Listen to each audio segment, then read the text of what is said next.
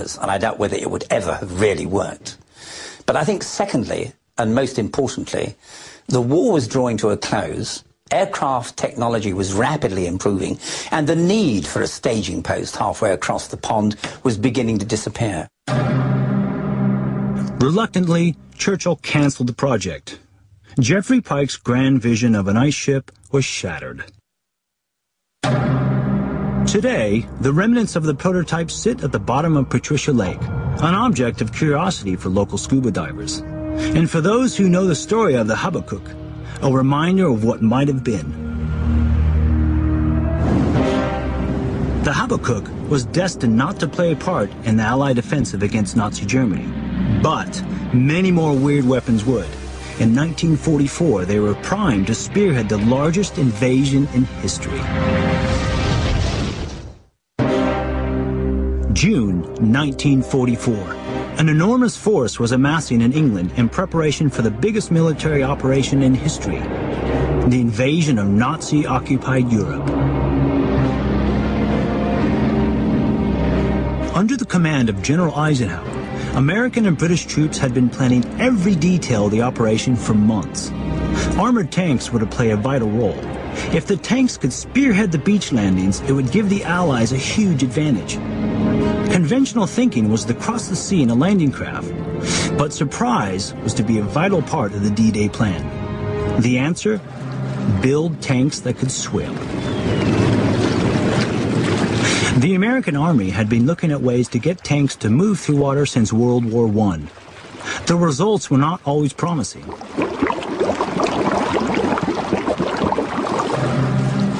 One tank that could swim was the Duplex Drive. It was an adapted Sherman M4 developed at the U.S. Army's Aberdeen Proving Ground in Maryland and tested in the Chesapeake Bay. This is one of the few survivors. This is a tank, the type that would have been used at D-Day, and as you come down the vehicle right here, you'll see that canvas was put right in here, and this was sealed. It had a covering here, and you can still see the remnants of the canvas that's right here.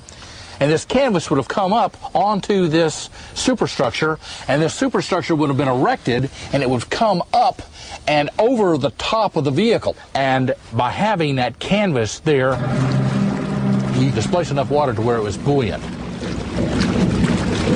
The tank was powered by two propellers which ran off the main engine. Its top speed was 4 knots. It could swim well enough in the calm waters of the Chesapeake Bay. But on D-Day itself, they had mixed fortunes. Of 32 tanks launched into the sea off Omaha Beach, just 6 made it to the shore. There was a cross current, the tide was coming in, and it swamped those vehicles, and they just couldn't get them into the beach. But many, launched onto the beaches in other parts of Normandy, did make it. Nazi gunners, thinking they were weird boats, left them alone until it was too late.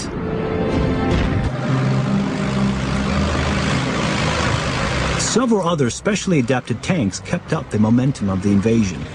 This flamethrower could incinerate a German pillbox in seconds. A rhinoceros tank cut through thick hedgerows like a knife through butter. But most successful of all were the flail tanks. The flail tank was designed to clear a path through minefields. Each tank had a mechanical rotor built on the front. Attached to the rotor were 6-foot chains with fist-sized balls to detonate the mines. Ian Hamilton commanded a flail tank on D-Day. There is a sort of heavy thump from an ordinary telemine or a shoe mine, and the tank does a little bounce. Not only did these bizarre-looking tanks blow up mines, they often terrified Nazi soldiers into surrender. If you saw this apparition coming towards you with these strange whirling bits throwing up a huge cloud of dust, I would be inclined to get up and run myself. But not every weird weapon was a success. In the months before D-Day, the Nazis were steadily reinforcing their defenses. To breach this massive wall, the British Navy's Department of Miscellaneous Weapons Development built an extraordinary thing called a panjandrum. That panjandrum was, I think, the only thing that we ever were associated with that could be described as a nonsense. The panjandrum was supposed to be the first weapon to hit the beaches on D-Day. It was to charge out of a landing craft, rush across the beach, and explode when it reached its target. Trouble was, it never quite got there. It consisted of 2 wheels and a drum filled with a ton of explosives. 18 cordite rockets mounted on the wheels provided the propulsion, but the problem was they couldn't make it go straight. It was quite a frightening sight because it would be going at a fast speed and you would not know whether it was going to hit you or not if you were watching it from anywhere.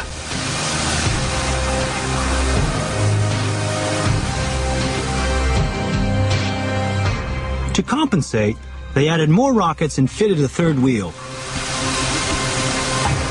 And still it didn't work. Although a stray rocket provided an interesting diversion for a curious dog. After a year of tests, the panjandrum finally reached the point of no return. It ran at a collection of staff officers who'd come down to watch it. And it stared off at them, and they all fell over into a dive. When that happened, I think they rather changed their minds. The panjandrum cost hundreds of thousands of pounds before the British Navy finally admitted defeat. Yes, it appeared to be a daft thing, but the urgency and desperation behind it has to be borne in mind. But the same urgency and desperation was also producing astonishing and inventive ideas. In America, a Pennsylvania dentist was hatching a plan to destroy Japan's industrial base. Using bats?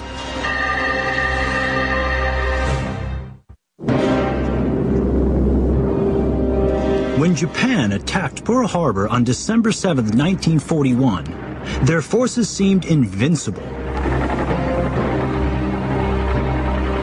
Never before had Americans felt so threatened.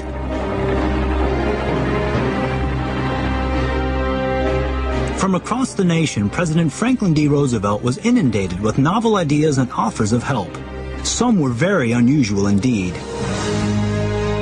Throughout the history of warfare, all kinds of animals have been used, and in 1942, a new species was added to the list. Bats. The idea sounds simple. Take 1 million bats, attach an incendiary bomb into each one, release them over Japan, and watch the massive conflagration and destruction of a city. The reaction of people who hear my story of the bat bomb is, what? The inference being, this guy is trying to pull my leg, you know? A leg pull it was not, but it seemed a crazy way to fight a war, especially to those invited to work on the program. One was a 17-year-old biology student called Jack Coofer. One afternoon, I was in the lab, and this Santa Claus kind of looking man with sparkling eyes and rosy cheeks came into the lab and told about his idea of using bats to carry incendiary bombs into Japanese cities. Crazy idea. The man with rosy cheeks was Doc Little Adams, a Pennsylvania dentist with a flair for inventions. There were 4 reasons why Adams thought this extraordinary idea might work. Bats can carry their young, sometimes 2 or 3 of them, suggesting they would be strong enough to carry a small bomb. They can be induced to hibernate, which meant they could easily be handled. During daylight hours, they seek out darkness, roofs and attics, cracks and crevices in which to roost. Above all, there are millions and millions of them freely available in bat caves across America.